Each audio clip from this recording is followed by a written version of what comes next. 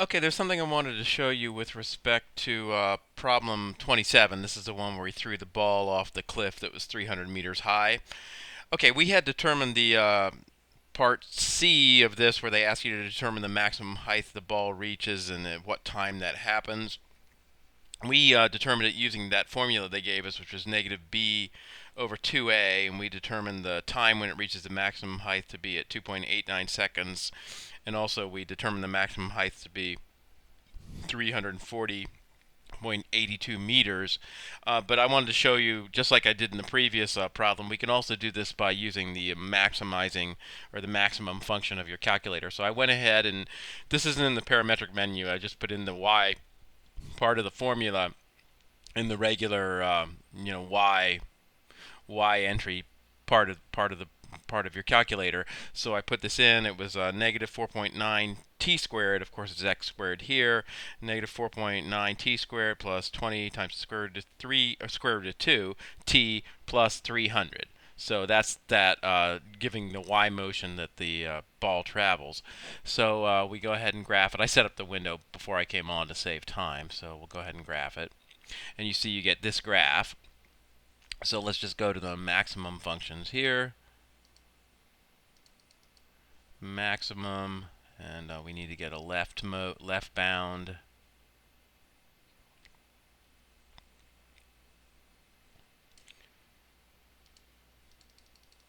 and a right bound,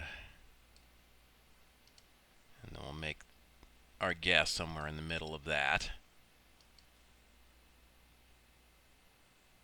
So you can see, indeed, you do get a maximum of, or the maximum occurs at x equals 2.886, etc. So that would relate to our t. So that would be when the ball is at the maximum height, the value t of the vertex is 2.89 seconds, and also the maximum height that it reaches is given by y here, and we determined this to be 340.82, which again corresponds with that. Okay, well now let's move on to the last part of the problem when they wanted you to plot the parametric equations simultaneously and simulate the motion of the ball. So for that, let's go ahead and reset the calculator before we do it. And we need to make sure that we're in parametric mode. So we do that. And now when we go to the menu, we see we have a place to enter the parametric equations. So the first one was 20 times the square root of 2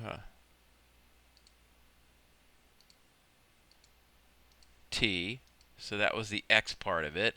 And the y part of it was actually it's the same equation we just entered previously, but it's going to be negative 4.9 t squared plus 20 times the square root of 2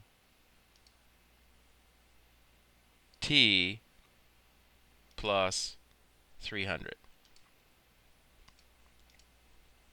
So that will be our parametric equations entered that way. So we just need to figure out what the window is, and we can use the values we determined.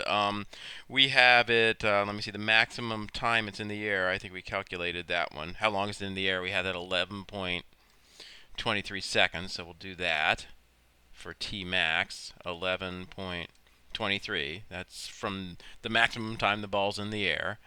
And the T steps, why don't we make this 0.5? Okay, x min. That's how far the horizontal distance that the ball travels. So we need to go from 0 to when it's being thrown off the cliff. So I guess we'll make that -5 just so that we can see the x-axis. And it has to go out to 317.52. So why don't we have it go out to 325? And we'll go in steps of 25. Okay, y min. We'll make this like -5 just so that we can see the x-axis. And the maximum height that the ball reaches, we had 340.82 meters, so why don't we make this 350? And again, we'll make this 25.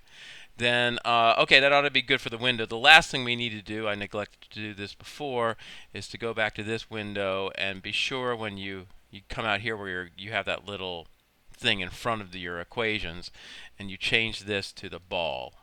which you do by hitting the enter key a couple times, and then it comes back and you get the ball there. So now we ought to be able to graph it and see it being thrown off the cliff and hitting the ground and all that. So let's go.